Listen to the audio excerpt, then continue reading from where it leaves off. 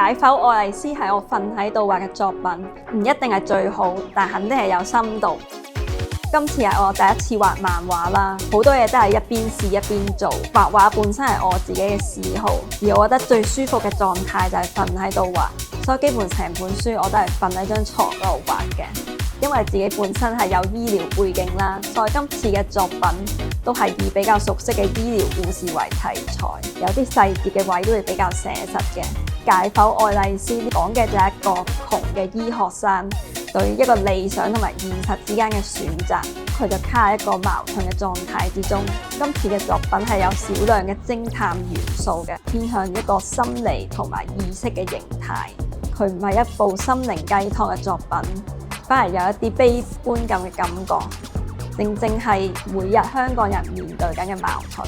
故事取名自愛麗絲夢遊仙境，解剖自己嘅心靈狀態。對讀者嚟講，解剖愛麗絲可能一次面對靈魂嘅拷問。